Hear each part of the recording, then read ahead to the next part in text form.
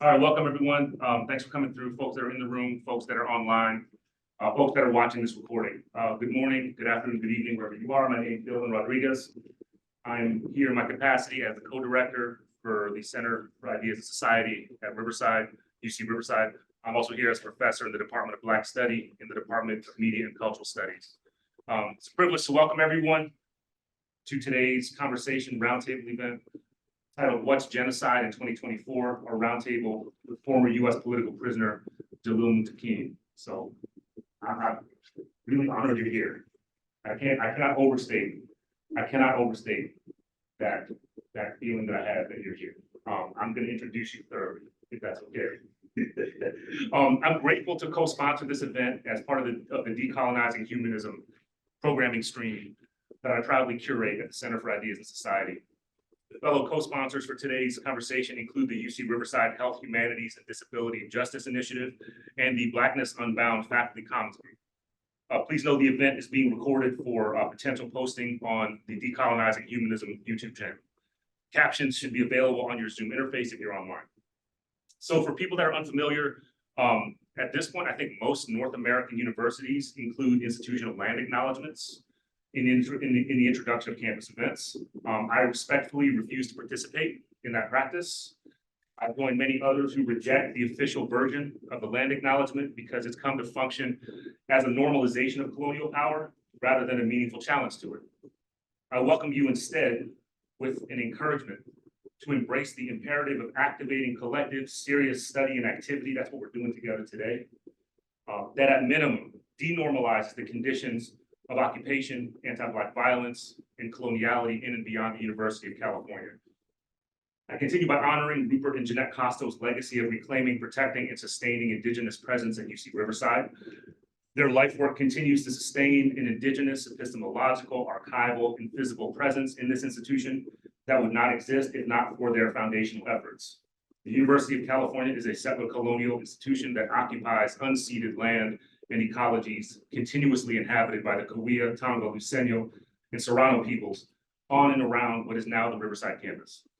UC Riverside is inhabited by Indigenous, Aboriginal, and First Nations people from all over the world, many of whom are among faculty, students, and staff. UC Riverside is several blocks away from the site where the Riverside Police Department stole the life of 19-year-old Taisha Miller not long before I started working here. Her absence is a permanent testament to the centrality of anti-Black state and extra-state violence to this institution and the surrounding geography. The Riverside County Sheriff's Department, with which UC Riverside has a cooperating police relationship, is responsible for cruel and frequently fatal conditions in local jails where the vast majority of people held captive are awaiting trial and cannot afford bail. Relatedly, the University of California police forces have a long ongoing record of harassing, intimidating, surveilling, profiling, violating, and criminalizing targeted people and communities on and beyond campus borders. I humbly offer these introductory words with a sense of shared obligation. It's an honor, it's a privilege to welcome all of you to this precious occasion by calling forward new, old, collective, and experimental efforts to create decolonized, abolitionist, and liberated futures. Welcome, everybody. I want to continue my introduction and welcome by just acknowledging UC President's postdoc fellow Arón Montenegro, who facilitated this conversation, this event, who's done tireless work in support of political prisoners, former political prisoners, prisoners of war, former prisoners of war. Deep respect to Arón. I'd like to introduce our three conversationalists this afternoon. I'll start with Shaun Leflore, who's seated to my right. Shaun is a dedicated reentry consultant. He assists individuals in successfully reintegrating into society after their incarceration. His approach is rooted in applying methods and best practices drawn from those who have successfully navigated reintegration. His commitment to this work is further demonstrated through his ongoing active membership in Riverside All of Us or None chapter, a group dedicated to advocating for the rights and successful reentry of formerly incarcerated individuals. Shaun is deeply involved with the People's Coalition of Safety and Freedom, focusing his efforts on the ambitious and crucial goal of repealing the 1994 crime bill. This work is driven by a firm belief that as community members, we need to take a closer look at abolitionist frameworks and understand that we do not require a militarized police force to control and enslave us. Over the past year, Shaun has played a pivotal role in establishing an outreach team at Starting Over Incorporated in Riverside, California. This initiative has been a resounding success, with the team assisting over 100 individuals in securing stable housing through the Emergency Solutions Grant. Please welcome Shaun.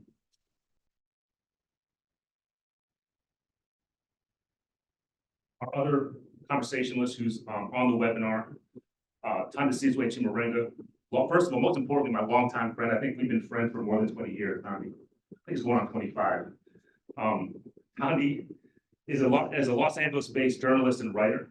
She's reported for and anchored the KPFK Evening News, Pacifica Los Angeles, and Free Speech Radio News. Her print journalism has appeared in or at New American Media, the Los Angeles Watch Times, Sentinel and Wave newspapers, the San Francisco Bayview newspaper, the Oakland Post newspaper, the Final Call, the Black Agenda Report, Ebony, Counterpunch, Truth Out, Truth Dig, the San Francisco Chronicle, Mid Press, and Daily Cause. We good with sound? I hear some popping. Speaker. Okay. Okay, we're good. Otherwise, it'll be great. And then finally, of course, the person that we're all here to meet, see, and interact with, Baba, brother Jalil Muntaqim, who I first corresponded with 25 years ago. And we're going to come back to that.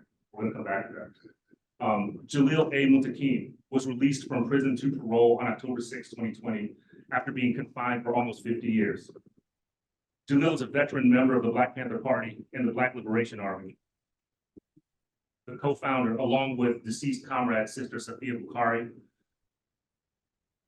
and Baba Herman Ferguson, of the National Jericho Movement to free all political prisoners. Founding Jericho in 1998 was just one of Jalil's many significant achievements. During his time in prison, Jalil received certifications in office management and architectural drafting, a Bachelor of Arts in Sociology, and a Bachelor of Science in Psychology. He mentored other prisoners and resolved numerous prison beefs.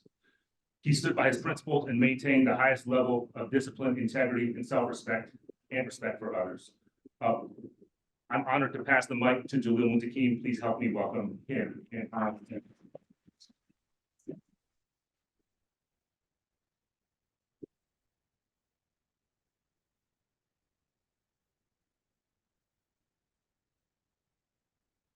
Really open as Assalamu alaikum. Peace, paz, Baragani, Jumbo, Yashreen, Afadea, Shalom,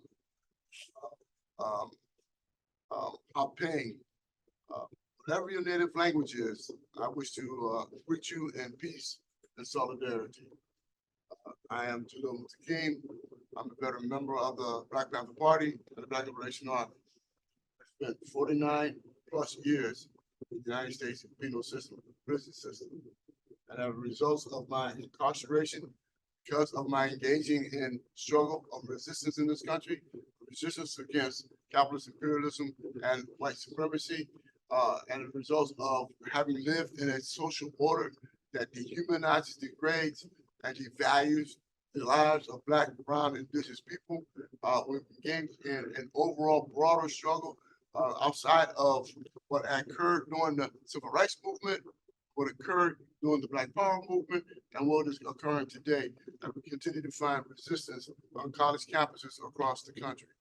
But in order for us to really develop this narrative, this new narrative that we're trying to bring into our consciousness, our social consciousness, it is imperative that we go back and find out how to get the world to the conditions that it is in today. How did that happen? And for me to move forward, I need to get this computer here and move from there on the PowerPoint.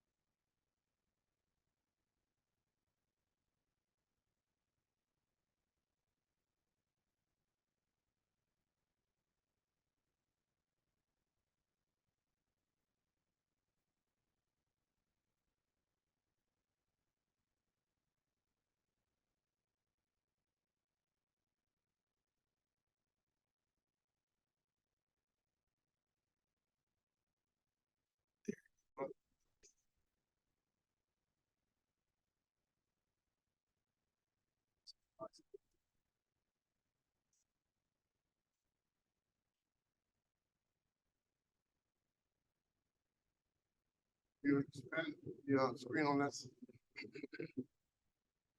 There we go. Yes, there we go. Okay, thank you. No technical issues here, but back on the ball, back on the roll. As I was stating, our concerns is or are how do we get to the condition that we are today? How did the world find itself in the place that we are today? What was the epoch evolving of a social order and decisions being made by others that influenced the world? And we find in 1493, the Papal Bull of Doctrine of Discovery was one of the major contractual issuing of a dictate that influenced the conditions of the world that we have today. The Papal Bull by Pope Alexander VI in 1493, a Papal Bull Doctrine of Discovery. And what it did, it told the Spanish and the Portuguese to go around the world and conquer. Go around the world and conquer and promote the idea of the Catholic religious, Catholic faith. And in so doing, it also stated in no uncertain terms or words, right, to conquer and if not conquer, to subjugate them, to assert the rights of Spain and Portugal to colonize, convert, and enslave, to annihilate. Right? If they did not convert, destroy them, to annihilate them, or to enslave them. And as a result, we had the African slave trade here in this country. And so we find that this concept, this idea is promoted. What we have today, this idea or this barbarity of genocide trying to go on in the world today. And so changing the change.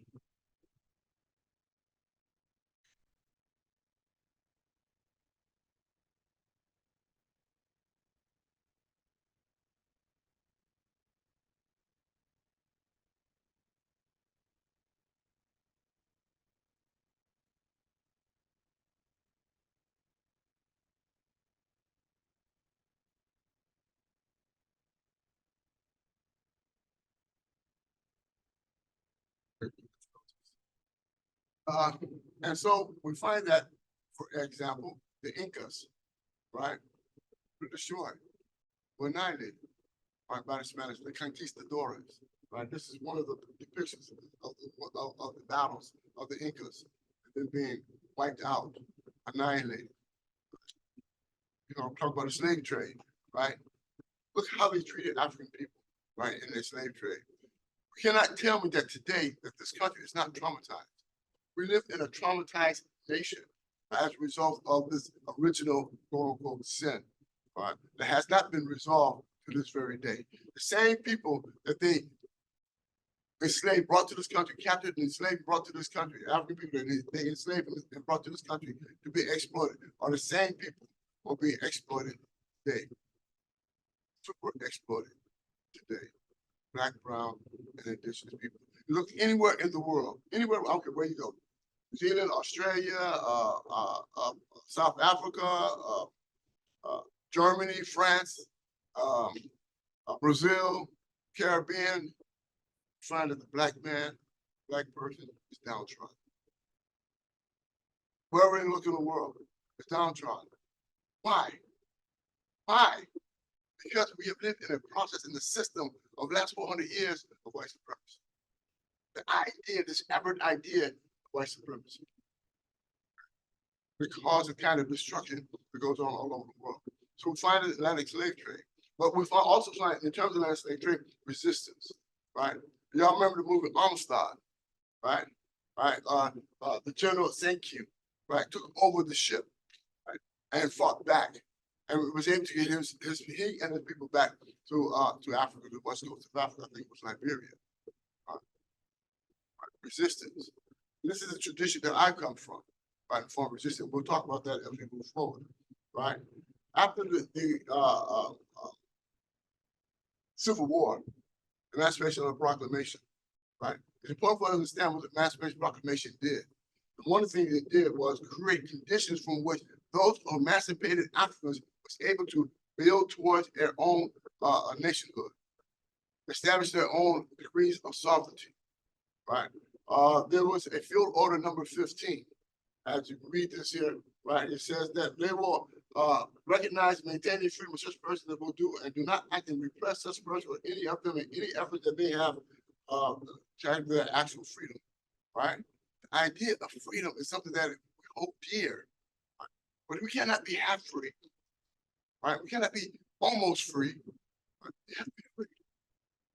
And for us, particularly for Black folks, brown people in this country, that has not been the case. So we find that in the course of the civil rights movement, I mean, not civil rights, the Civil War, right, we have field order number 15. I'm talking about the sovereignty of African people in this country. Field order number 15 by General Tecumseh Sherman, right? It was actually, when a field order is issued by a general in war, it's almost like an executive order coming from the president, okay? And this executive order stated that in terms of these African people who were now emancipated, was able to take the property, to take the land from St. John's River, Florida, down to the river basin, down the Florida basin, and began control of that, and began to organize what they call freedmen bureaus. Freedmen bureaus. The freedmen bureaus was the organization of establishing nationhood or government, their own governing, an African government, right, within the conditions towards move towards sovereignty. And why is that important? Important for this particular reason, right? For the African emancipated Africans, they never had an opportunity to make a determination as to what they want to do with their freedom. Do they want to return back to Africa? They want to establish their own homeland in this country. They want to assimilate it into and integrate it into the social order of this capitalist entity, this capitalist experiment. That kind of question was never brought before them, and never had an opportunity to make a decision, what they call a plebiscite vote. Determine your conditions, your identity, who you are as a person, as a people, right, within the development of being emancipated from conditions of enslavement. Never had opportunity, right? And so for the period that they was organizing their own sovereignty, again, what I'm saying, we're talking that African people was organizing their own nationhood with their own sovereignty, their own governing processes. And what happened is we had the 13th Amendment. Right? 13th Amendment. After that, the 13th Amendment. And what the 13th Amendment reads? Read it. Neither slavery nor voluntary servitude, except as punishment for a crime whereof parties shall have been duly convicted, shall exist within the United States or a place subject to their jurisdiction. So what does it inform us? What does that tell us? That slavery in the United States was never abolished. Never. We've been duped. We've been hoodwinked. We've been indoctrinated into this idea, an illusion. Slavery in the United States has never been abolished. In fact, the institutions we call prisons are essentially slave camps. You go in there and you're compelled to work for nothing or pennies on the dollar. They make exorbitant millions and millions of dollars from slave labor, penal slave labor across this country. Slavery was never abolished. What they did was they took slavery from individual property, people having other people as property. Saying you cannot have this individual, this human being as property anymore. But the state can. The state can. They knew there was still money to be made, right, from this labor. And they know that the conditions in our social order was one that they can usher in a railroad, right, a methodology in which to continue the processes of slavery in this country. Penal system is in fact a slave system. Not my word, Supreme Court word. And so Rutherford versus Commonwealth, where the court states emphatically, prisoners are slaves of the state. That's what it says. That's the law. Prisoners are slaves of the state. Okay. And so we have campaigns organized, and we'll talk about that as we move on, right, to end slavery. Why? Because they have created a social dynamics where they have a school to prison pipeline. Y'all know what I'm talking about. It's real. We have what they call mass incarceration. They create policies and rules and regulations and laws to mass incarcerate, deliberately, intentionally. All right? For what purpose? Profit. Profit. They make money off people's labor, right? But in terms of this history and understanding this history, I made mention they didn't know what to do about these African people, right, afterwards emancipated. And so they came with black codes and other forms of legislating oppression, division, the black codes. Right? They have black codes in various states throughout the South, right? Where it made a discriminative difference between white people, African people, or indigenous people and white people, right? Brown people and white people. These are the laws that they created behind the 13th Amendment that was allegedly to free slaves, right? South Carolina, very similar, had these kinds of laws that established where, for instance, a number of, I think that's what it's 15, 40, I don't Roman numerals, they have me mixed up. Right? But no person shall pursue the practice of art, trade, business, artisan, mechanics, or shopkeeper, or any other trade, employment, business besides that on his own account or in his own benefit as partnership with a white person, till he shall have obtained a license before a judge. Regulating how you establish your own economic foundation for your own survival. Regulating, right? And that you can't have a job or business unless you partner with the white folks. That's what it's saying, right? So they had to figure out what else they're going to do with black folks, these Africans, the newly emancipated African people, and they came up with the 14th Amendment. The 14th Amendment. I remember talking about the plebiscite vote. I never had an opportunity to determine where you want to be, how you want to move forward in your social order, right? As a group of people. They imposed 14th Amendment, right? Due process and nationalization law, right? Where was the question asked to African people? And I maintained the fact that there were African people, right? Despite what derogatory names had been imposed upon them. They are people from Africa, descendants of Africa. Let me just back up just a little bit and just share a little story with you about myself, right? My world vision, how I came to be the person that I am at the feet of my mother, my first teacher. All of us, our first teacher is our mother, all right? But my mom, as a young woman, was a student of African dance, right? And she teach African dance to my sister and I when we taught, okay? How to make these moves and, just get with the rhythm and roll with it, all right? But she also said we're African. Her teacher, her instructor told her, we're African, okay? And that's what she taught us. My sister and I, we're African.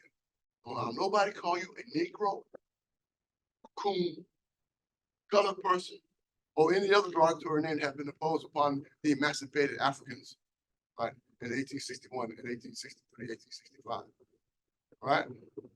I said, what do they do with these Africans? They imposed a citizenship on them, right? Naturalization, 14th Amendment, right? There was no choice in the matter. There's an imposition of some kind of form of citizenship. But as I mentioned before, to others, right, in other situations or other presentations, right? You ask any woman, has she ever been halfway pregnant? Right? Can you be halfway pregnant?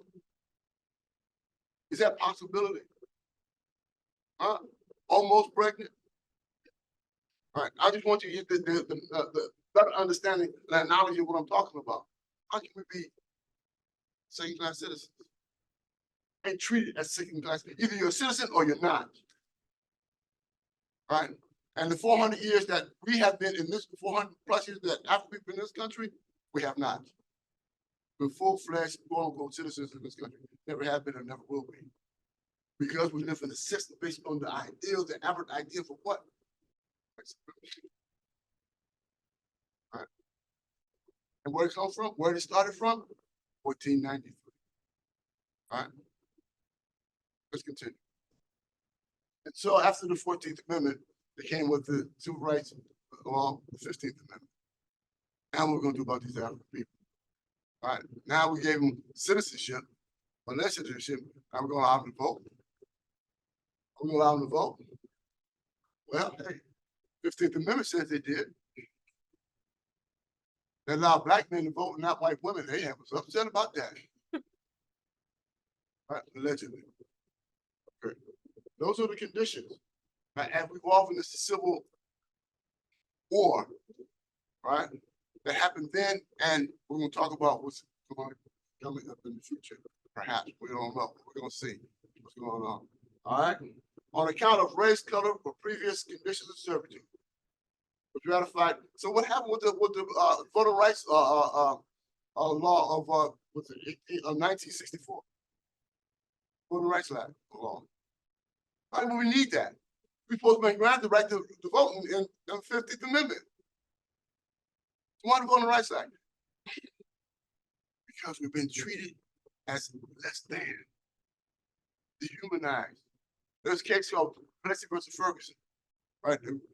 That indicates that black man has no laws that a white man is bound to respect. No rights that the white man is bound to respect. Understand what we're talking about here. So, and it has continued today. So when I say we're a traumatized nation, traumatized people, we have not resolved these issues in this country.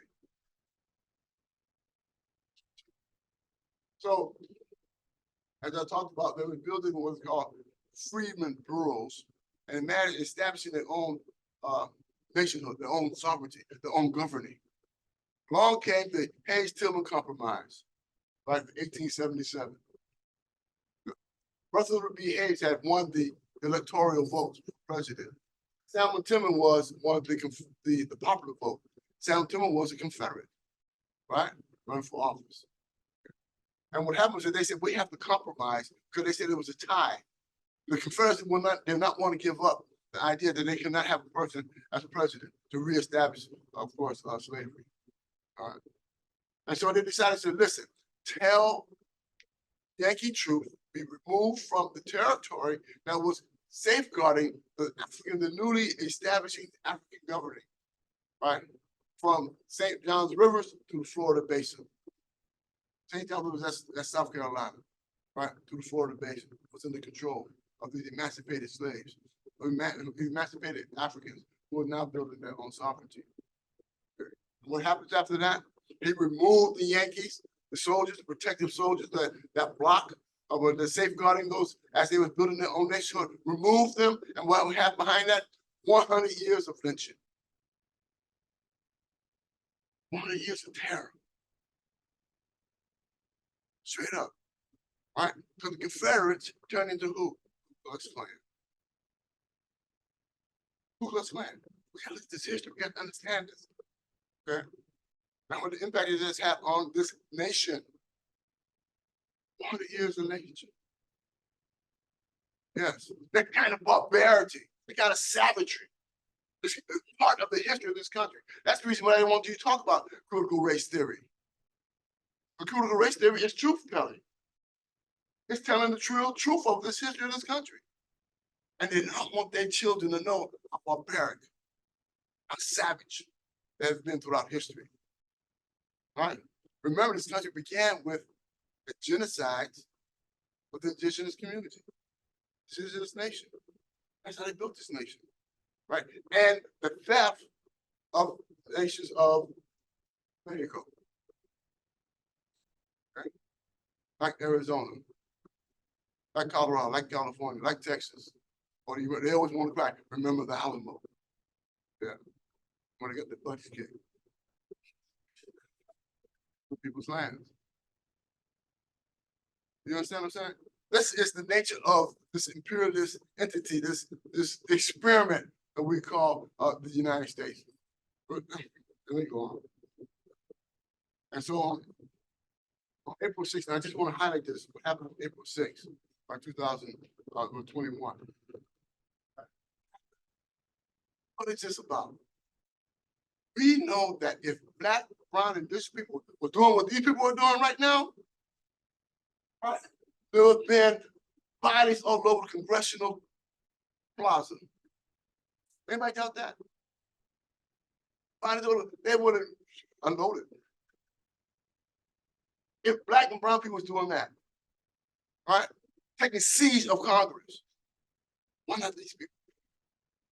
Why not them? You saw what they did. We saw it on the news. Why not them? Because they're on the same agenda, on the same page. They may not like what they did, but in terms of an effort to nullify the black vote, because that's what this was about, to nullify the black vote. And if you nullify the black vote, what you're nullifying black power. If you're nullifying black power, you're nullifying black people.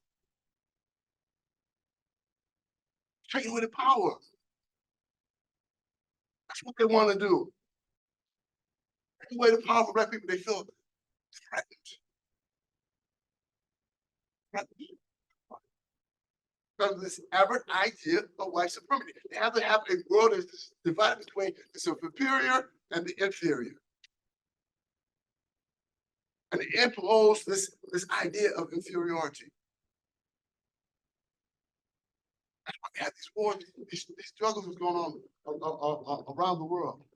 And when they can't get it where they want to, what do? They kill us. They murder us. All right, this is a one example. You know about Dylan and many others. Walked in the church and killed 9 African people. Right? He walked them in their church. A guy named Dylan. Right? I think it was North Carolina, South Carolina. All right. This is their history. I have other slides that will give you a whole history of riots against black people, the massacring of black people in this country that they don't want to teach you. All right. Tulsa was not the only one. There are hundreds of towns of black patients, people mauled down, made into a parking lot, made into a freeway, made into a Central Park in New York. It used to be a black township. All right? That is the nature of this country. Right? And we are duped in not understanding how we are in the condition that we are today, why we are in the condition that we are today. Right? And what we need to do to get out of it. Right? Monroe Doctrine. Right? If you don't know anything about the Monroe Doctrine, check it out. Right? Because it resonates, it replicates that of the Doctrine of Discovery. Right. Where the United States, this country, says they have the exceptionalism, that they can go into the Western Hemisphere and conquer the Western Hemisphere and tell the other Europeans, don't come in here, don't come this way, to us. So that's the American doctrine of imperialism. But to go around the world and oppress and repress other nations and governments, take them over. And extract the resources from those countries, extract the labor from those countries. All right, let me tell you something. There's 744 billionaires in the United States. 744 billionaires, corporations, 744 individuals and corporations. And they have the equivalent wealth of nearly $7 trillion. $7 trillion. All the wealth of Western Europe, all the wealth of Western Europe is in the control 750. In a population of 330 million. We're complicit in our own oppression. We're complicit in our fighting for the crumbs off their table. They keep us divided by race and by class. All right, divide and conquer has always been their game plan. Always have been. And in this social order of capitalism, you cannot have capitalism without 2 fundamental principles. Rugged individualism, which you are taught today, you come into kindergarten. Rugged individualism and competition. Get out there and play and compete. All right? You take away individualism, you have no capitalism. You take away competition, you have no capitalism. Okay? So what is the opposite of those two? Unity and cooperation. All right? Unity and cooperation. We began to understand how our economic system works and for the benefit of all of us and raising our common humanity to understanding that we are all in this together. Right? Not the 744 billionaires, right? With their almost $7 trillion worth of wealth, hoarding the wealth. Any of you who are Christians or Jewish or Muslim or Hindu or Tao, whatever your religion is, more than not, those religions informs you that hoarding of wealth is a what? Sin. Hoarding of wealth is a sin. Right? So what did I say about this nation? And the permission of the hoarding of wealth. Say, what did I say about us and our complicity? How we've been indoctrinated on the system that operates does. The United States is, and I use the analogy as you know, it is an empire, right? We understand that this government, in fact, is an empire. Right? And that's the empire. I use the analogy of an octopus.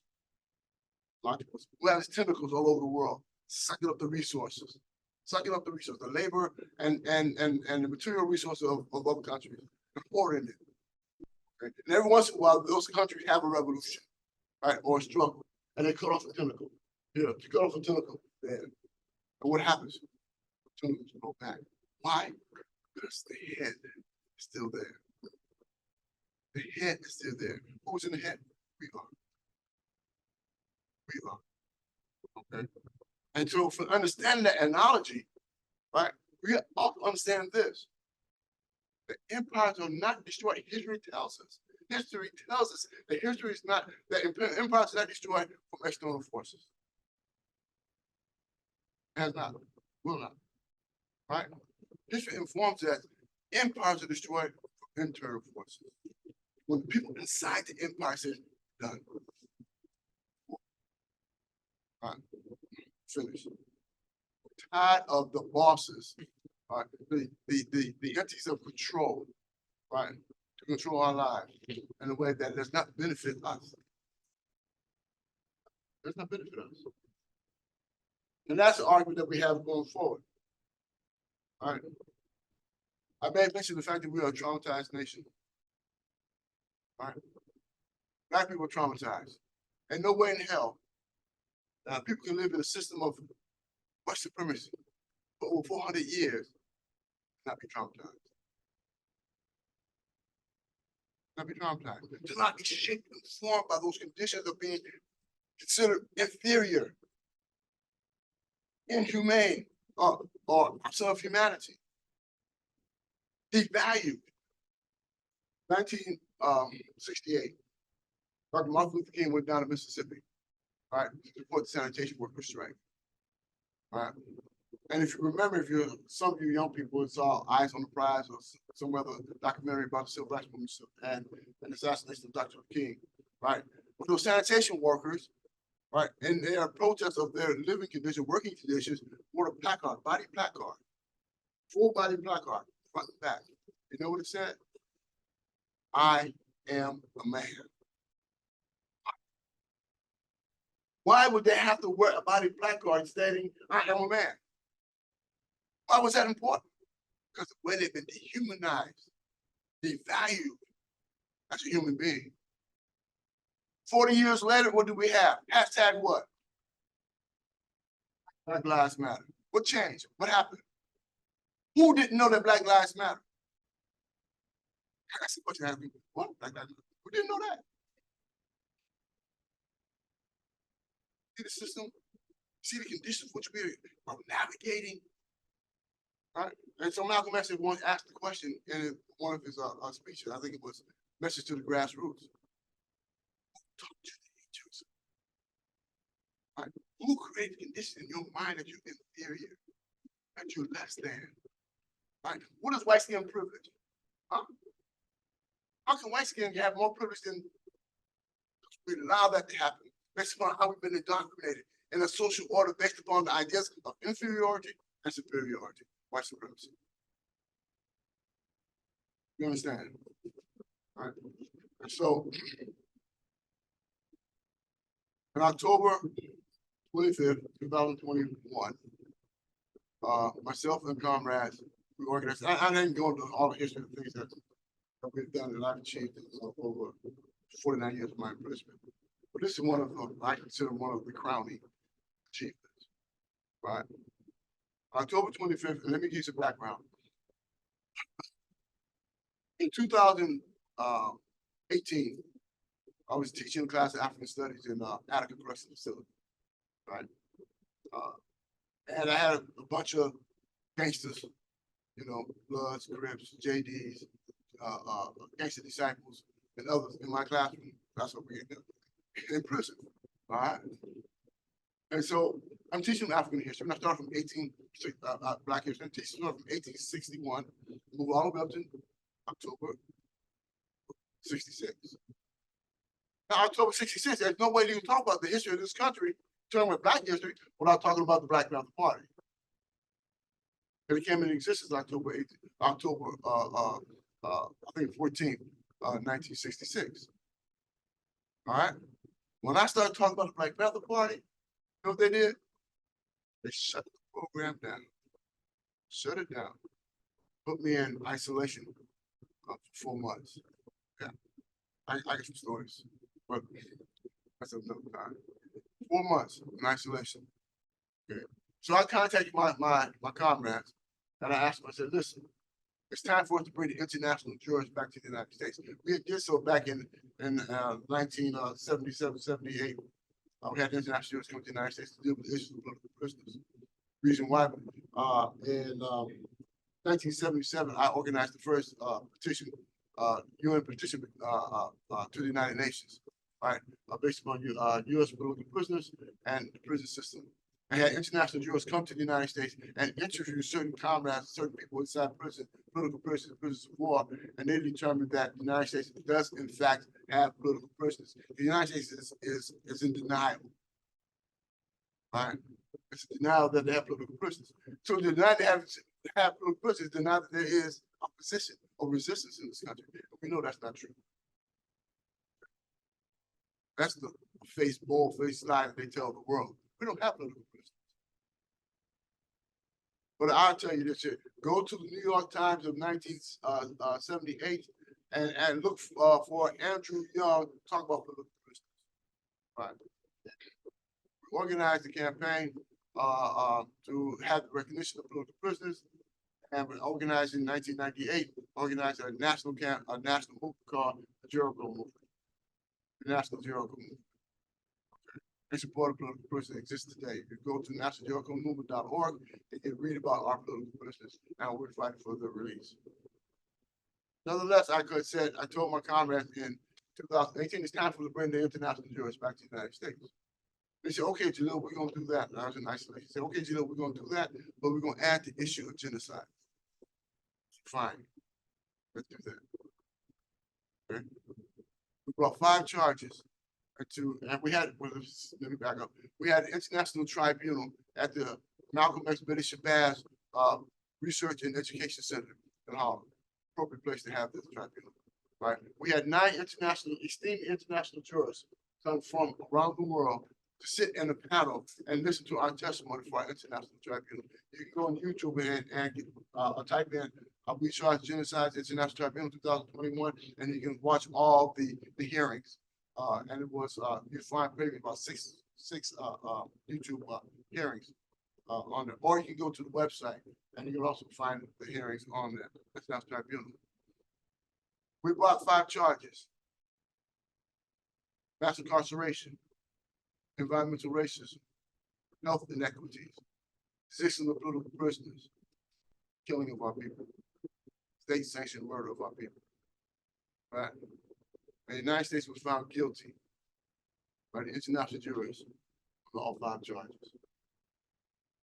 All 5 charges. Right. The United States was found guilty by an international body of engaging in genocide against Black, brown, and indigenous people in this country. And it's silence. Silence. Okay. Now, if that had happened in China, against the Uyghurs, right? The Muslims in China been all over the international news. China found guilty by international body of genocides. Not this country. I misspoke. So when we see what's going on in Gaza today, All right, we see what this country is doing in terms of Gaza today. $19 billion have been given to the Zionists for that war. $19 billion. That's what we can do. $19 billion in our community to offset the issues of poverty. Why is that important? Because poverty is a progenitor of crime. Poverty, right? You don't see statistical uptick in crime in affluent communities. Why? Because they have resources, not in impoverished communities. People engage in criminal behavior for the most part for socio-economic needs to survive. Let's talk about that survival for just one minute. As an example, the drug trade. Our chemical warfare that Black and brown community. Chemical warfare. Yeah, I said that. Why did I say that? Because we know that the CIA was engaged in bringing drugs to the United States for the purpose of raising money to give guns to the Contras in Nicaragua. Not around Contra. Okay? Deliberately saturating communities with drugs. Deliberately. Does anybody be held accountable for that?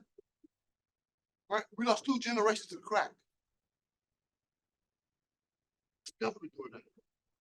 That's the CIA. Black and white, we know it is true. And we silent. So as a result of the decision of the international jurors, find the United States guilty on the 5 charges of mass incarceration, system of political prisoners, health inequities, state-sanctioned murder of our people, environmental racism.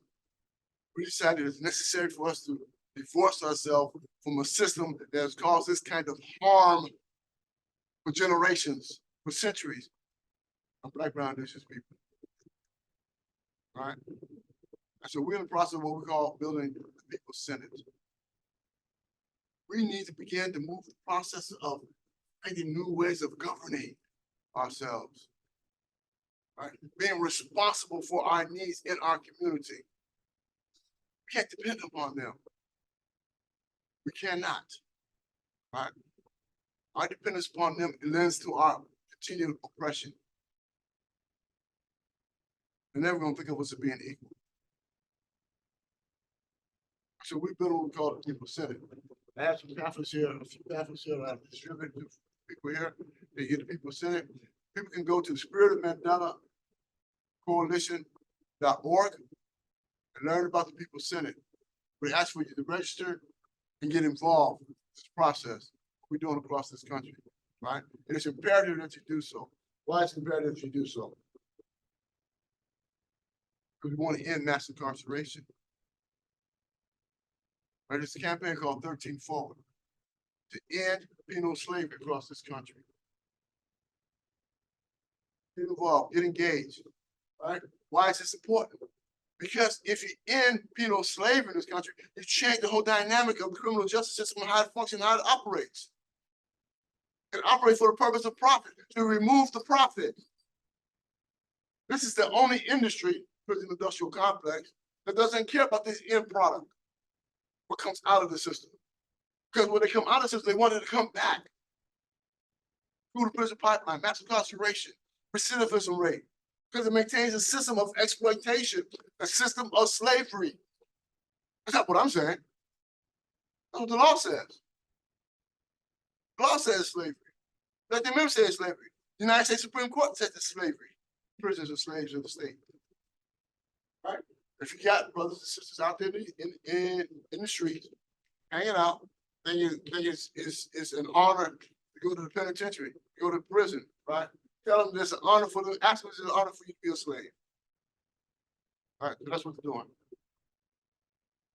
The system serves that in that capacity. So we have a campaign called 13 Forward, right, to end mass incarceration in this country. We want to take the sense of, we want to stop calling these men and women inside these institutions, these slave institutions, as prisoners, right? Because it connotes that they are slaves. We won't call it incarcerated workers. Change the name, you change the behavior. Change the thinking. The incarcerated workers, change the identity of incarcerated workers. And what happens is that we create incentives inside institutions. When they go to work, they get compensated for their labor. Right? Compensated for their labor. And after a period of time, 2 years, 3 years, for some people, maybe longer, right? Until we can abolish the systems, right? They become understanding themselves at value. Value when they get up and go to work. What happens when they come out of home? Go home. Go out and get a job. They've been trained in that capacity. Right? This is a responsibility. They begin to inculcate that kind of responsibility to themselves. All right? This is huge. All right, and we need college campuses across the country to establish a 13-4 committee and fight for that. That's important. Because you change the dynamics of the criminal justice system. Change the dynamics of who is being ushered into the prison system, the school to prison pipeline, mass incarceration. It's deliberate. It's intentional. That's what they do. More importantly, in regards to why we want to build the People's Senate, so they got on the plan and books right now. What they got on the plan and books right now, top cities across this country. Right? What is Cop City? Cop City is a program from which they establish an urban scenario and train law enforcement in urban warfare. Train law enforcement in urban warfare. These are areas where they train law enforcement in urban warfare. Why? Urban warfare against who? Who are they training urban warfare for? Against who? Us? Us? What they doing? I hear you, sis. I hear you. Yeah. It's us. That's right. Right? And so if we understand and know that if they have the wherewithal, think in years ahead, there's a necessity for them to engage in urban warfare, why don't they create the conditions to prevent the need for them to establish the urban warfare training in the first place? You don't do it? No. You know why? Because that will require redistribution of wealth. Or equitable distribution of wealth. Will require, as just one example, universal health care. One example, right? Where you're providing services to your population that it hinders, mitigate against the conditions from which they were engaged in criminal behavior. Most criminal behavior, as I stated before, is due to socio-economic need. Economic need. All right?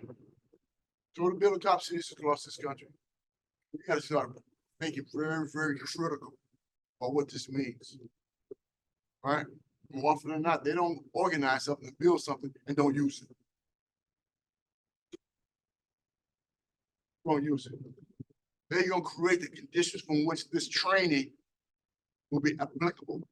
It's be applicable. And it's going to get done. They're going to make it operational. Operational. That's what they're going to do. All right? And so it's imperative that we begin the process of decolonizing our thinking, decolonizing our understanding of who we are in this nation. Let me say something about this nation. This country is a corporation. Did you know that? That the United States government is in fact a corporation. According to 28 USC 1091, no, excuse me, 3002 15A. 28 USC 3002 15A. It states specifically, the United States is a federal corporation. So when we have our babies going to school and they put their hands up, hands up saying, I pledge allegiance, they pledge allegiance to the corporation. A corporation, you understand what I'm saying? All right. Not long ago, I think maybe 20 years ago, in a case called Citizens Action, Citizens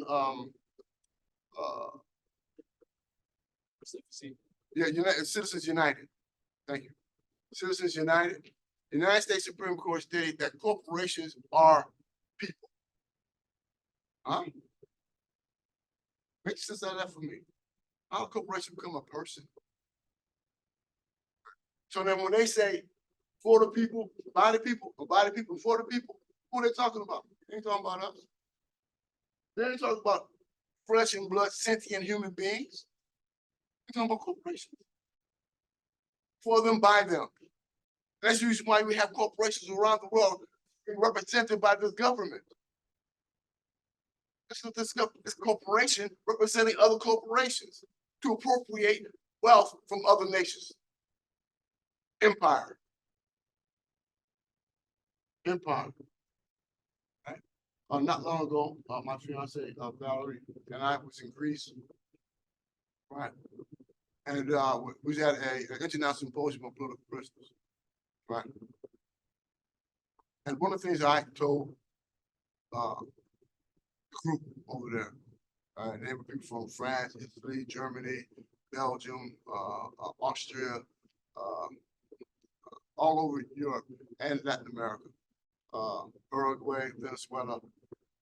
I told them, you will not be free until Black people are free.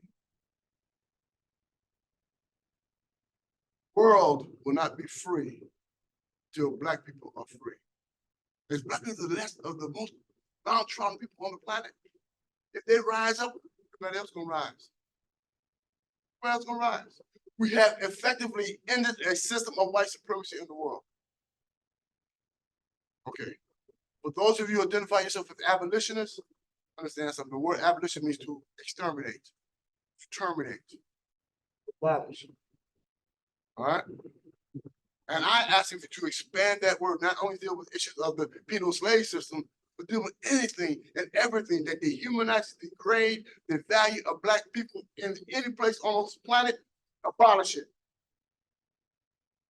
Abolish it. All right. This is my message to white people. You have an obligation. Okay. I remember a story.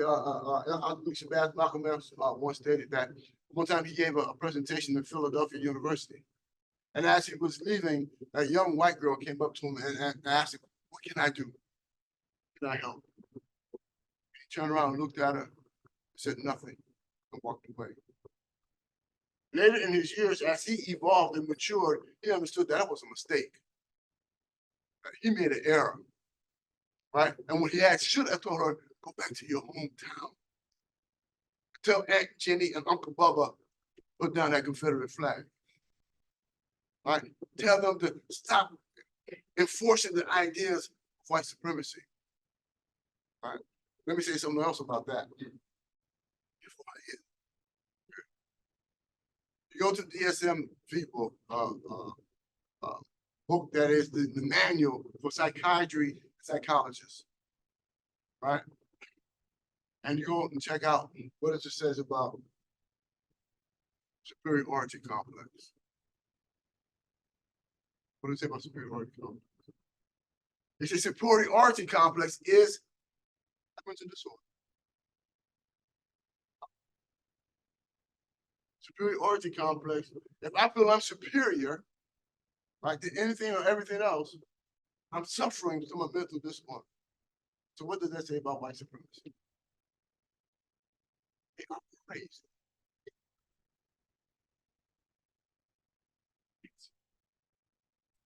Crazy. They believe they're superior to any other people on the planet. They're out of their mind. All right. They were so good in creating the world in that narrative that many of us accepted it. By threat of barbarity and savagery, of genocides. All right. That's what they're preparing for in this country. All right. So what's going on in Gaza today and the West Bank? It's desensitizing us. It's preparing us. They're desensitizing us to the idea that they can annihilate people with impunity. All right. But understand this country, I guess I made state earlier, is based upon that. This is the only country using the atomic bomb. Not once, twice. Hiroshima and Nagasaki. This is the only country that used before these chemical weapons in war. Only that they did in Vietnam.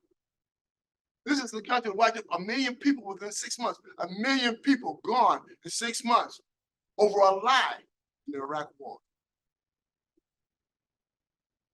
A lie. Right? Hanoi Lanka, Colin Powell went to the United Nations and said he was duped. They told him they had weapons of mass destruction. And they didn't. And they knew that he didn't. These oil wars, these corporation wars that we send our babies to fight for the corporation under the illusion of an illusion. They actually fight for American ideas. What American ideas? Yeah, realism, genocide. And so again, I asked you to go to spiritofmandela.org, right? /People Senate. Register to become part of the People Senate. Help us organize the People Senate. Help us resist the system of barbarity and savagery. Right? This inhuman settler colonial experiment. This corporate entity that we call the United States. Assalamu alaikum. Peace. Thank you.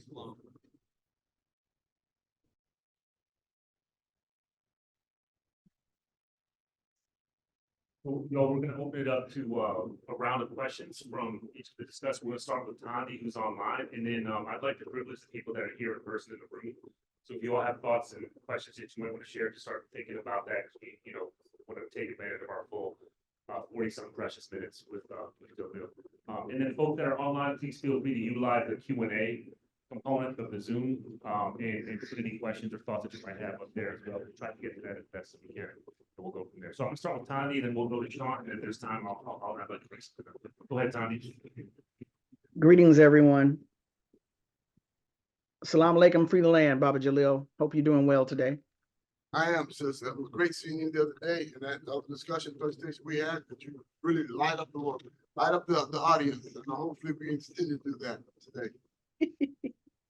So I wanted to ask you, you spoke about the petitions to the United Nations, We Charge Genocide, William Patterson, W.B. Du Bois, Paul Robeson, and a host of other individuals working with them.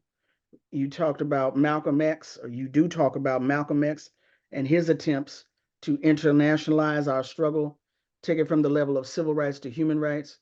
What we are seeing right now on our smartphones, on our smart TVs, in real time is genocide of the Palestinian people in Gaza. We are seeing the bombs, we are seeing the bodies, we are seeing the blood, we are seeing the terror and the horror. So it is clear that they are attempting to, they are eliminating the Palestinian people. My question to you is, can we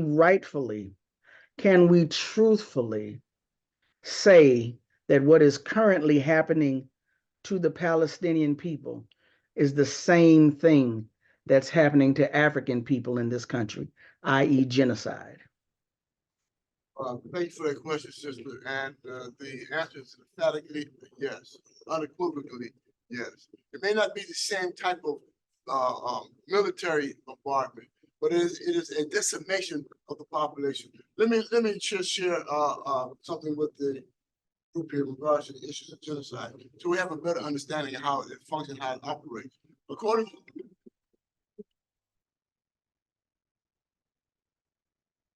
the 1948 Convention of Genocide, it says here, the present Convention of Genocide means any of the following acts committed with intent to destroy in whole or in part. All right, you don't have to just wipe them all out. In whole or in part, right? A national, ethnic, racial, or religious group, such as killing members of the group, causing serious bodily or mental harm to members of the group. You know they'll be killing us. Is that right? It'll be every day. Excuse me.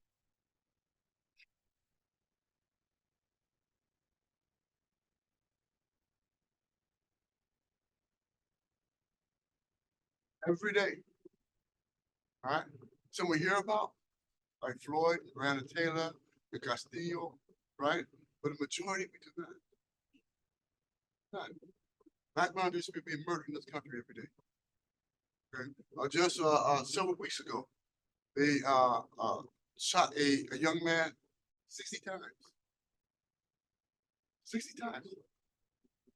Right? 3 years ago, a guy in Chicago, they shot at him 100 times. 100 times. What is that telling us? That's state-sponsored terror. They're telling you that this is what we'll do to you. We will Swiss cheese you. State-sanctioned murder, impunity. They get away with it more often than not. All right. Causing serious bodily harm, deliberately inflicting on a group conditions of life calculated to bring about its physical destruction in whole or in part. Imposing measures intended to prevent the birth within the group. Of course, unconsented sterilization of women, Black women, and Latinx women, right, across this country. There's a case in Churchill prison right now where the women are arguing they haven't been forced sterilized. I think 30 years ago, there was a big campaign in Puerto Rico, right? Women being forced sterilized. It's genocide, right? And forcibly transferring children of the group to another group, one group to another group. We know they did that with the indigenous community, right? Took them from their tribe, took them from their family, gave them to missionaries. They cut off their hair, changed their name, removed them from their culture, right? That's genocide. All right. Look at the foster care system today in this corporate entity. Majority of people in it are Black and brown children. Come to those families. Where are those mothers and those fathers? Okay. It's deliberate, it's intentional. It's the way that they maintain population control. Okay. And if you look at the population of Black people in this country, right, in the last 25 years, you can find that their growth rate is almost stagnant. No marginally acceptable growth of Black people in this country. Genocide, mass incarceration, genocide. Okay. So that's the reason why we brought these charges. And again, as you asked the question, my dear sister, right? Yes, the United States, in fact, is doing engaging in genocide on the 5 charges that they've been found guilty of, right? Environmental racism, white environmental racism. If you look at any of the Black communities, particularly those down south, you'll find that they're in polluted areas, right? Lead poisoning and other type of pollutants in those communities. Health inequities, right? Why white people live longer than Black people in this country? The resources, right? We don't have the opportunity to get to the medical resources. That's the reason why the Black Panther Party started the free health clinics. When we were youngsters, kids. Remember, the Black Panther Party was a youth movement, right? Nobody in the Black Panther Party was over the age of 30 in its inception. They were in their 20s and their teens. I was 16 years old when I joined. I was 19 years old when they finally captured me and put me in prison. I didn't get out till I was 68. Right? 49 plus years. That's what they do. And so when we talk about mass incarceration, we're talking about young men and women going into the prison system 20, 30, 40 years, 50 years of their lives in their most reproductive years. There's no reproduction. You try to have over 60 millions of people being brought into penitentiary as a young person and then coming out gray hair, old man. Huh? Yeah. It's deliberate. It's intentional. And they create the economic conditions from which that can happen. Yes, sister, they engage in genocide. I'm sorry I get along with it, but yes, they engage in genocide. To answer your questions, no doubt about it. Can I keep it going a little bit on this? and ask a follow-up on the genocide component? Yes. So some of us have been talking about this overlapping scenario that's been ongoing with the Palestinian people with Nakba, which has been going on 8 decades at this point, which has been accelerated since the fall to the point where corporate media and liberal nation states are actually calling it genocide. So the question I have is, why is it that the particular anti-Blackness of genocide is not legible to the larger, in other words, why has the larger world not recognized the conditions of anti-Blackness under the terms of genocide? You know, do you have thoughts on what, I want to get your thoughts on that. Well, we have been indoctrinated. In terms of acknowledging that Black people consider in this world to be inferior, be less than, right? Whether consciously or unconsciously, 400 years of surviving a system of white supremacy, right? Again, I said this country was traumatized. We had never dealt with that entire issue, right, in a very practical way. So there's this kind of assimilation, psychology, right? Or this kind of cognitive dissonance, right? Where you can see something before you, not give it this real meaning in terms of what's going on. Yeah, when I tell you cognitive dissonance, I give you an example, right? I was in one of many times I was in isolation, right? Solitary confinement.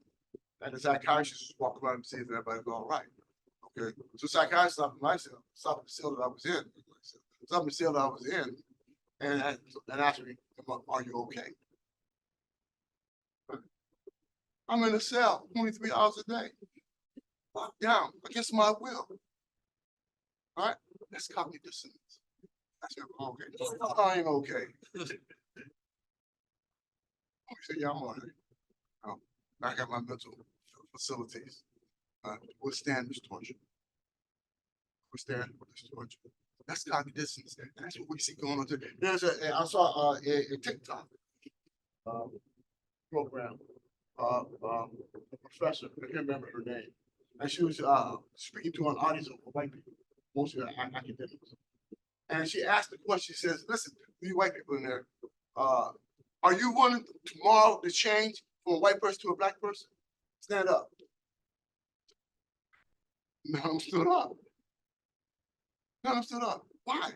Because they understand how Black people are being treated in this country. They don't want to be treated that way. Cognitive dissonance. So it's not saying that people don't know. That's the reason why we talk about building the People's Senate. We need to organize and decolonize our thinking. We have colonized mentality. So our task is the decolonization. This is the process we build and we organize it today. Our decolonization programs across the country. Pass mic to Shaun. Thank you so much. This has been very educational, and just to give a quick recap before I ask my question, because this was like 50 lessons in one, right? It was epistemology. It was understanding how your mind could be impregnated by ideas that are not yours or not in your best interest. And it was also about the normalization of trauma that we have endured. But as I think about genocide today and the perpetuation of it, somebody in my generation, I often think about social media and is it a tool of genocide? And the reason I ask you this is because even today, as somebody who is deeply immersed in these issues, I have to actively seek and learn. But as soon as I turn on my ticker, as it's called, I know exactly what's going on between Kendrick Lamar and Drake. Right? So I look at that perpetuation and I see how even today, yesterday, it's normalized that we must fight and kill each other if we think it's okay. So what are your thoughts on social media in today's world? Is it a tool of genocide in your opinion? Well, Can I jump in before Baba Jalil? yes.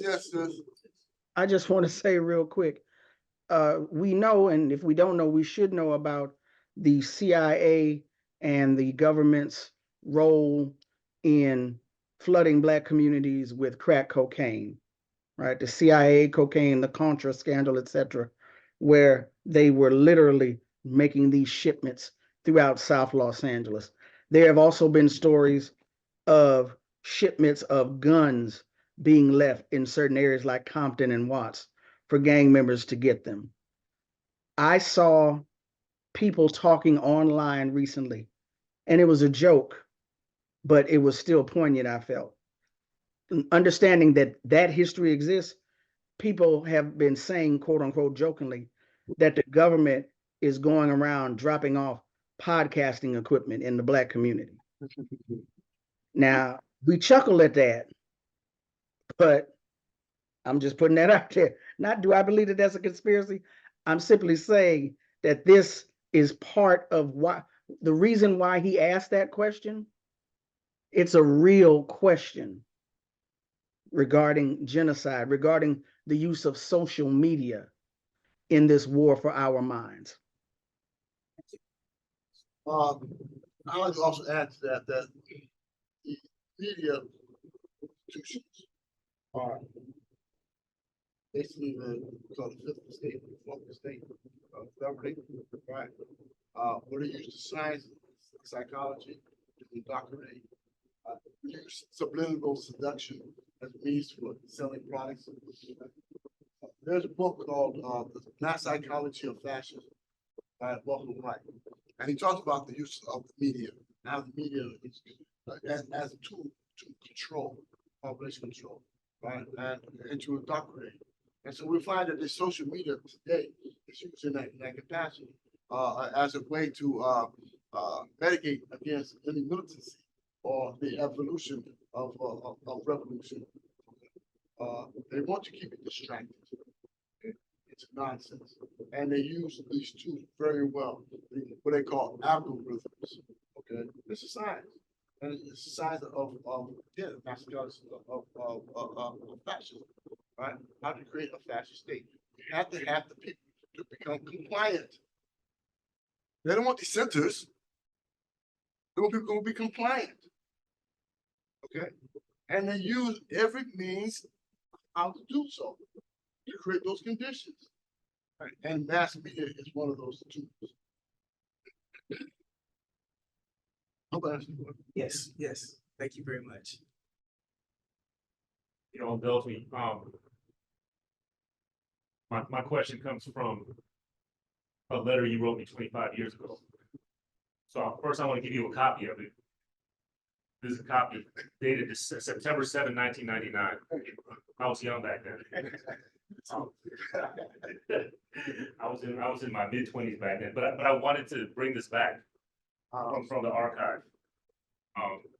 It raised a question that comes from the letter itself. So let me read the portion of the letter that I wanted to think about alongside you. It actually relates directly to these forms of government and state-sponsored conspiracy to sustain anti-Black genocide. So it relates to that pretty directly. So you write in the letter, and I'm quoting you: "The destruction of the movement of the 60s and 70s by COINTELPRO, for folks that are not familiar, that's counterintelligence program, FBI state-sponsored, infiltration, destruction of primarily Black liberation movements, but leftist movements generally, with the focus of Black liberation movements. COINTELPRO and other government low-intensity campaigns has brought into existence similar conditions that existed prior to those movements of the late 60s and 70s. During the 50s and early 60s, there were street gangs and drugs. Therefore, applying the principles of dialectical historical materialism, one is able to recognize that socio-political conditions can evolve from a backward and repressive condition to a more progressive and liberating development. But in order to do so, there must be those individuals and groups prepared to struggle, raise consciousness, build organizations, inspire and motivate people to fight back. Today, we have the benefit of yesterday's struggles and lessons. We have political prisoners across the country who continue to contribute and push for the rebuilding of a movement. Jericho, so these are the foundations of Jericho, right? Jericho movement's like 2 years old at this point. Jericho is simply an expression of that development, a means and method from which the voices of political prisoners and prisoners of war can be heard, supported, and permitted to offer their life experience as a catalyst to springboard the next wave of revolution. So I was reviewing these letters that I got from you 25 or so years ago, and it made me want to raise the question in real time in 2024, reflecting on those words that you wrote in 1999. What does the movement for U.S. political prisoners and former political prisoners and U.S. political prisoners of war and former prisoners of war, what does that teach us for the current moment of liberation struggle? alongside the things that you've been raising today, and in particular, how would you want us to think about surviving veterans of political incarceration and POW incarceration in the US, like yourself and like so many others that have started coming through, like, Cinco Dingo Presente, Rochelle McGee Presente, Mutulu Shakur Presente, Sophia Bukhari Presente. What do you want us to take from this particular moment in which this is happening, in which there's a turn in the generations, there's a turn in the conditions, in which the survivors of political incarceration and warfare incarceration in the US are able to come to us in these places and start to think and talk and teach alongside us? There's two issues that you raised in your question that I'd like to address, right? First, the issue of political prisoners. Of course, we want people to join and support Jericho Movement, National Jericho Movement, and the Northeast Political Prisoners Coalition, two major organizations that function in support of our political prisoners. Who are these political prisoners? I'll give you an example. We have Imam Jamil Alamein, right? Formerly known as Rat Brown. Rat Brown is a longtime resistor of white supremacy and capitalist imperialism. He was a member and organizer of SNCC back in the Civil Rights Movement before we transitioned to Black Panther Party, and then transitioned into his own organization and fighting back. Bill Alamein is now in prison over 20 years for a crime that they know he did not commit. How do they know he did not commit? Because someone else confessed to it.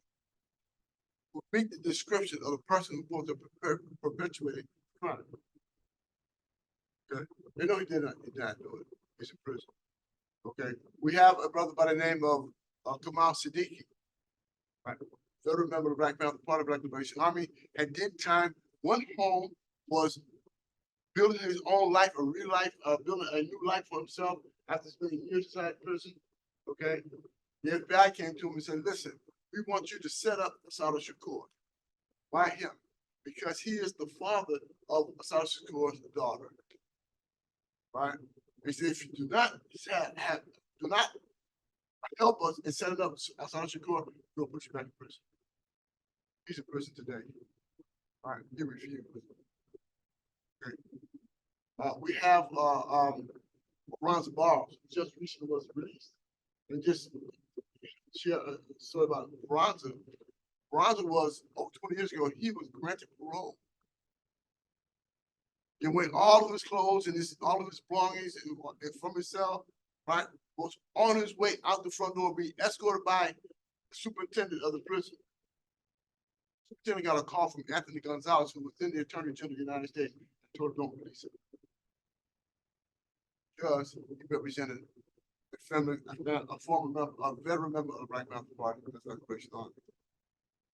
Right. He just got recently released May 7th, I think it was. Okay. This is what we had inside these institutions that we identify as political persons and so forth. And we have to support them. Why? Because they are the best of us. Why are they the best of us? Because they wanted to sacrifice their life and their liberty and the belief in our common humanity and our struggle for liberation and independence. We cannot leave them behind, all right? Behind enemy lines. We continue to fight for their release. And in so doing, we continue to build our movement, our struggle. And that's what's about building Jericho. All right? So we are being, have the capacity to continue the struggle. Recognize there will be new political prisoners. Right? And so we have to have a place for them to go to. We have to have some resources for them. And that's important as well. Have the resources, particularly for those who are eventually released, because more often not released as elders, as seniors, with no resources. Right? They don't have a social, they don't have a pension plan. Right? There's no federal release system for them. We have to how to build that. All right. Jericho, hopefully we can build the People's Senate as a process for which we do so. All right. So ensure that when a comrade is released from prison, that they have a house, transportation, medical needs is taken care of, right? Food, clothing. They come up with nothing. Remember, they were in a slave institution. coming out of a state institution, and they ain't got nothing inside, and they got no base on the outside. When they get out 20, 30 years later, still gonna have nothing. It's designed that way. So it is imperative that we build the Jericho Movement, our campaign support for prisoners, right? And create resources for them when they get released. Right? It's very important for us to do so. And that's the reason why this program is important. So we have an opportunity to talk about that and hopefully raise some resources that we can distribute to our comrades and brothers and sisters. I would open it up to the floor, for those folks that are here. We have a couple of questions in the Q&A, so if folks, if you could just raise your hand. Okay, I'll come over to you. Jalil, while I walk over there, do you want to talk about some of the literature that you brought in today, what people can pick up from you today? Yeah, the other part of that question you asked was the issue of COINTELPRO. All right, I think it's important for us to understand what COINTELPRO was, and how it functioned and operated. I just want to read a certain aspect of the mandate of COINTELPRO, so we have a better understanding of what they did in the destruction of the Black Panther Party.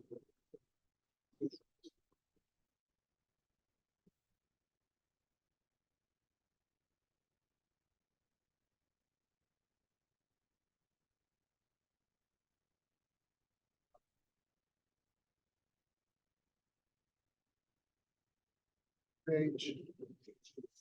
What's the?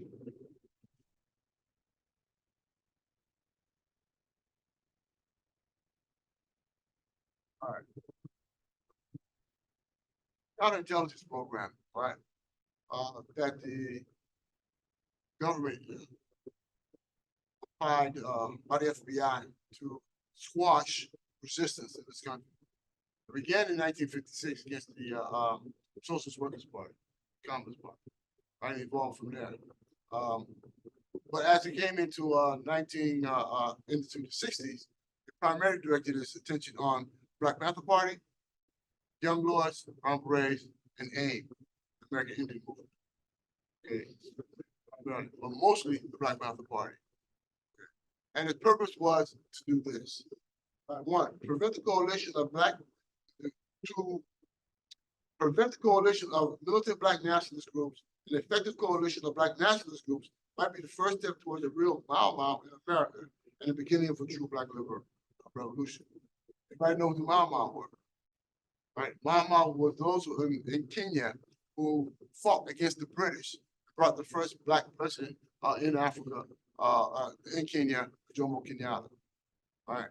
So they're afraid that there will be a possibility of organizing Black people in this country to represent something similar to the Mau. Okay. But the idea is that they want to prevent coalition. Why? Remember now, coalition is unity and cooperation. The opposite of individualism and competition. Okay. To prevent the rise of a Messiah who could unify and electrify the militant Black nationalist movement, Malcolm X might have been such a Messiah. He's the martyr of the movement today. I also said that Martin Luther King may have been that Messiah if he had given up his pacifism or he's turned the other cheek, nonviolent posture, right? But now they talk about a Messiah. Who's the Messiah? What kind of Messiah? Where does Messiah come from? Where the idea of a Messiah come from? Well, J. Edgar Hoover, who was at the time of COINTELPRO was the director of the FBI, was an agent in the 1920s. And one of his targets as an agent in 1910 and 20 was Marcus Messiah Garvey. Marcus Garvey. You don't know who Marcus Garvey is. Every time you see these colors of red, black, and green, think of Marcus Garvey. He brought this flag. All right. Marcus Garvey had an organization called UNIA, United Negro Improvement Association. And he organized in the United States, he organized in Latin America, he organized in the Caribbean, he organized in Africa, he organized in Europe, in England. Right? And they said he had to be destroyed, he had to be taken down. Right? And they saw this campaign evolving with Marcus Garvey. Right? And they believed that there's a possibility that he could have been or would have been a Messiah. 3, to prevent the violence of Black nationalist groups through counterintelligence, it should be possible to pinpoint potential troublemakers and neutralize them before they exercise potential violence. You know what the word neutralize means? Exterminate. To kill. Neutralize. And what did it say? To neutralize them before they exercise the potential for violence. Huh? So they're going to neutralize to kill you before you even commit an act of violence. They didn't say that we're going to capture you and prosecute you for the full extent of the law. They didn't say that. They said neutralize. Fred Hampton, if you guys know about Fred Hampton, is one of the individuals who was neutralized. And there were many Panthers during that period of time. All right? Potential to prevent militant Black nationalist groups and their leaders from gaining respectability by discrediting them and separate segments of them from the community. Try to conquer. Try to conquer. Don't have to be respectable. They have to be looked out for in the community.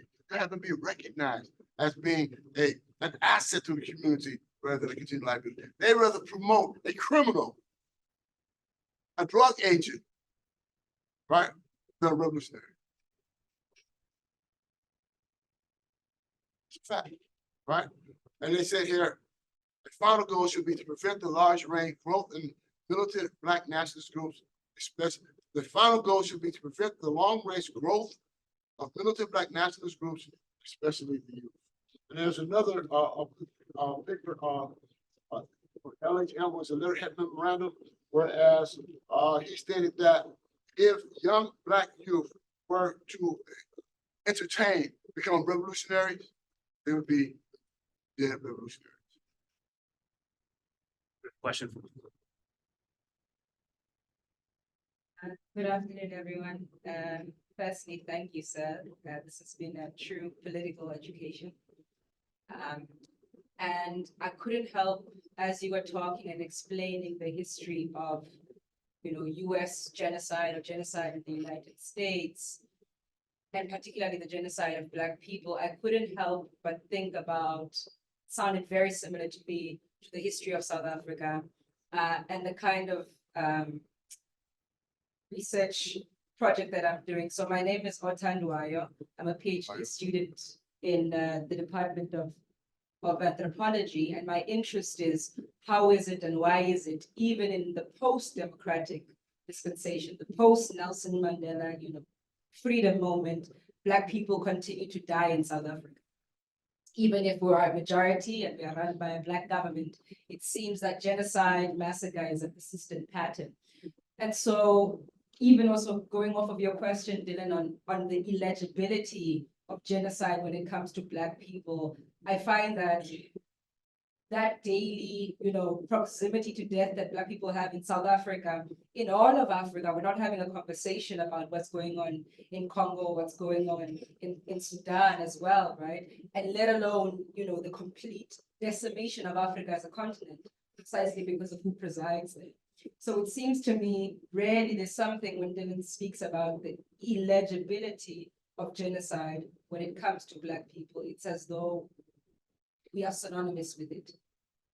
But the question that I really wanted to have is, I feel like, at least in the contemporary, not in the ways that you all had when you were organizing in the Black Panther movement or the civil rights movement, there was a sense of internationalism, of a Black internationalism that I think is kind of lacking at the moment, right? So we're seeing, the genocide of Black people in the United States, in South America, on the African continent, in Europe, Asia, etc. But I don't see a movement for countering that, a movement for political organizing and solidarity. So I guess I'm asking you, what are your thoughts on possibilities of solidarity, internationalism, and organizing and countering this in that sense? Thank you, sir. Appreciate that question. And Sister Thandi can also speak to that as well. South Africa. problem we have in South Africa is the capitulation of Nelson Mandela. Now, let me make this point especially clear. Nelson Mandela had made a hell of a sacrifice, right, as far as the ANC. But upon his release, he compromised. All right, he compromised because he did not remove the wealth institutions from the Africans and brought it into the holdings of the African South African people, the Tanzanian people. All right, so that's problematic. Okay, and so what we have today is conditions from which the elite of the ANC are now in many respects neo-colonialists. They function as neo-colonialists in that particular country. And so there's a struggle continuing to go on. They got PAC, they got and a couple of other mass organizations in South Africa continue to hold the line that the revolution is not over. It's not done. Okay. We got to understand in terms of history, it tells us in terms of revolutions that there's always that possibility. Okay. That the new Kamprara class will rise up and take control of the movement, right? And then bastardize it, okay, for their own wealth and advantages and opportunities. Okay. And we also know that the colonizers, they're not gonna just give up. They're gonna figure out other ways in which to get into that and return to a point where they can extract resources and wealth from those countries. All right. So we have to look at our struggle as being perpetual, right? Because anytime you sit down and think that it's done, you're coming back. All right, it's like that octopus and tentacles. Okay, until this head is dealt with. All right, and then we can imagine a new social order, not only in your locality or your country, but for the world. You have to imagine the world would look like without white supremacy. That's that. Right? A world without white supremacy. Imagine that. Where we are looking at each other and as human beings on this planet as equal. All right, we raise our humanity to a point where we understand that we all in this together. They're destroying the planet. And we're silent. What is the heat index going to be in the next 25 years?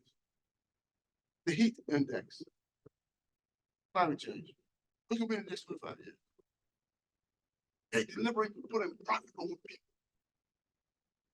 And then they know they're destroying the planet because what? They're looking for Mars. The moon, it's some place to go. You understand what I'm saying? So we're in a critical situation today. And if this creep, Trump, get back in office, be prepared. Be prepared. Fascism is here. They're gonna lock down this country. They're gonna lock it down. Right? And people of color will catch hell. All right, they'll remove certain policies and programs that affect the welfare of people of color, particularly immigrants. First, they're gonna get after black folks and brown people. All right, that's the agenda. That's not on the agenda, and we're not prepared. Everybody come together, cop cities, law enforcement, being trained in urban warfare. They are preparing. We're blind to it. We have the ostrich system. Right? Our heads are in the sand and our ass is stuck up in the air to get kicked again. Ostrich system. All right. We gotta pull our heads up out the sand. We gotta stand up on our own 2 feet. We gotta stand up and recognize that we stand on the shoulder of our ancestors who resisted, fought back. That's how we are here today, because we have those who fought back. And that's just why we need to support our people. Right? And they represent that tradition, that legacy of persistence. So, sis, in terms of South Africa, it's a question of neo-colonialism, right? And continuing the struggle, true national liberation and independence. Right? They need to, so in South Africa, they need to get the corporate entities out of who are in control of the Afrikaans. control of those corporate entities, to relinquish that wealth, that productive force, and put it into the hands of the people. All right. Well, that's gonna be, they ain't gonna give it up. We're going to fight for it. We have a couple minutes for the last question. I'm gonna throw it to my old young friend Thandi online to close us out. You are just determined to put my age out there. I don't know what that's about. Then we're gonna have to have a talk. But I wanted to ask Baba Jalil to elaborate, please. We have a question in the chat that says, "What's the difference between a freedman and a free Negro?" And understanding your position, your ideological position as a citizen and a fighter for the realization of the Republic of New Africa, I'm clear that you can bring some clarity to that. But the reason why I wanted you to address that, since you've been out, are you familiar with ADOS? Hashtag ADOS, American Descendants of Slavery? Okay, I don't know the person who asked this question, but I see that term a lot, freedmen, in circles where ADOS people kind of congregate. So if you could talk about the difference between a free person and a free Negro. First of all, in terms of the idea of a free Negro, I don't know what that means because I don't know what a Negro is. Keep in mind that the Negro is a name that was imposed upon Black people. And from what I understand, the Negro, the language of Negro is Spanish. It means Black. I'm not Spanish. All right. So those individuals who identify themselves as a Negro rest assured that they have been assimilated into the system and they have a decolonized mentality. They are not, for certainty, they don't have a sure identity of who they are as a human being, particularly if they're Black of African. They don't recognize, identify themselves as being African, not whole in totality. Okay. The other part of that question, in terms you said, freeman is a free man and a free Negro. That's what it was, right? Again, that kind of a question is it begs the question as to why it was even asked. I identify myself as a New African. Mm-hmm. The reason why I identify myself as New African because I believe in the sovereignty of African people. And in 1968,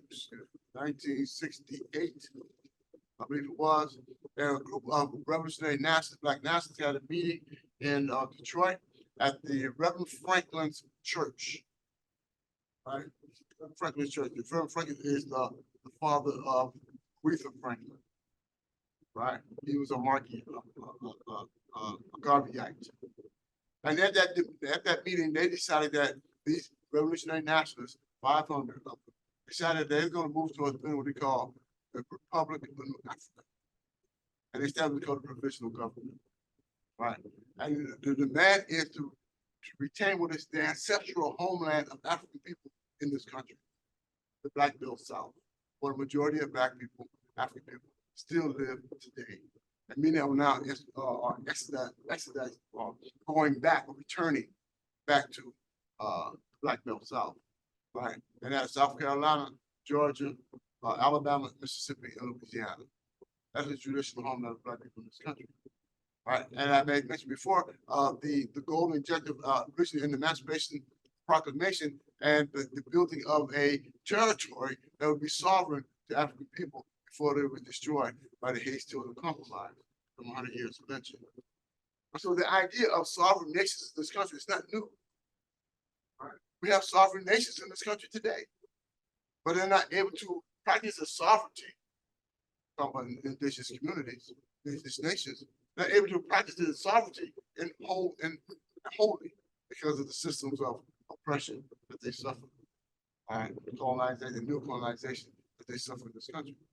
So when we begin to imagine a new social order here, right? For me, it's imperative that we, African people in this country, establish our own homeland, remove ourselves from harm on these people. Because history is based on barbarity, savagery, and genocide. We have to remove ourselves from harm. And establish our own sovereignty, our nationhood, independence. Okay. Keep in mind in terms of identity, like I told you, I was raised at the hands at the feet of my mom, who said that we're African people. This idea of New African is this. When they brought Africans to this country, right? There was Mandingos, Dinkas, Hausa, Fula, Igbo, a whole host of tribes off the west coast and the northwest coast of Africa brought to this country. Messenger, right? They also messengered with whom? Cherokee, the Seminoles, the Dutch, the English, the British, the Portuguese. Messenger. In essence, they've created a new bloodstream, right? In essence, we created a new African. If we organize to speak to the entire world, we hold the language, Africa will hold the language of all the people on the planet. Maybe not Chinese. On the planet. Right? Suriname, Dutch. Right? Portuguese, Brazil. Right? British, Jamaica. Americas today here, and England. Speak to the world. Well, our consciousness, our thinking, because we have colonized by the system of white supremacy, we don't think in terms of that worldview. Having that kind of voice, that united voice, Pan-African voice. So we have to found and establish ourselves, decolonize our thinking, but what we have been imposed upon us, to remove it. Negro. That's the name that was imposed upon you, and you accepted it. You began to call yourself a name that your enslaver gave you. Decolonize that thing, decolonize our mind. Become a free man, right? A free woman, free person. To be able to identify yourself. Let me say something. The UN Declaration of Human Rights, Universal Declaration of Human Rights says this, 1, Article 15, everyone has a right to a nationality. And no one shall be arbitrarily deprived of his nationality, her nationality, nor denied the right to change his or her nationality. I identify myself as African. I have the right, my human right, right? My human right. Identify myself and establish my identity and my nationality. And that's what we're doing today. That's why it's important for us to build a people Senate, right? And create conditions of alternative systems of governing. This system is not functioning in the best interest of its people. It functions in the best interest of a lot of people for the people. When they're talking about corporations. Know that. All right. And these institutions of learning perpetuate the system. Either consciously or deliberately, unconsciously. But nevertheless, it's harming who we are because it continues to establish these subliminal divisions, right, between race and class. And that's the struggle we have engaged in. This is why we, having been found, had the United States been found, this corporate entity been found guilty of committing genocide against my indigenous people, right?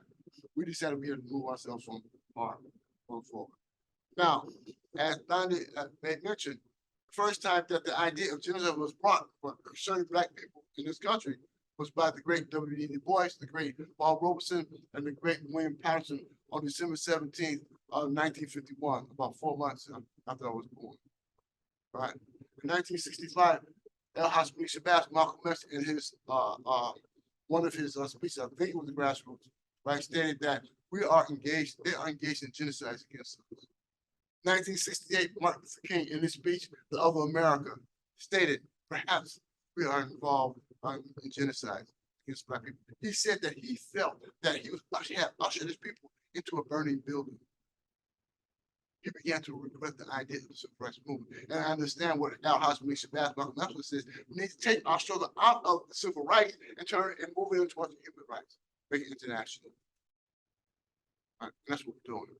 I have a colleague right now, it's in Tanzania, in a peace conference in Tanzania, right, representing our interests, right? We're organizing our own ambassadors to go into the world and talk about the issues that we're confronting here in this diabolical system of we call corporate settler entity of the United States. Right? That's circle going forward. Right? Again, we have to go through the process to colonize our thinking, colonize our mind, right? Understand that the beginning of this whole process, this world that we live in today in 1493, by the Papal Bull, right? The doctrine of discovery, how it had morphed into the United States, into the doctrine, the Monroe Doctrine, right? And how the various laws that they've created in the United States, in terms of this Constitution, was written in behalf of white colonial men, not for others. Okay. So I'm hoping that this is some awakening, right? With the word, you got to get woke. You got to get woke. Yeah, all right, we got to get woke, y'all.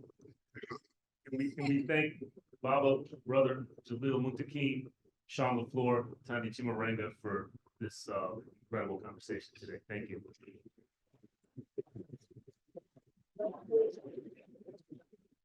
We've got a couple minutes together. I know Jalil brought some literature, some books and so forth. So if it's cool, we'll spend a few minutes. You all can just kind of get up and spend some time after talking and so forth. Thank you, everybody. Thank you, everyone online. I want one of these. It's a People Senate.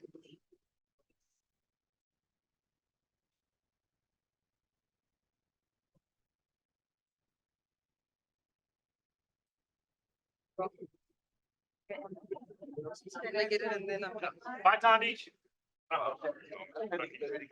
Where are you? There you are. Bye, Thandi.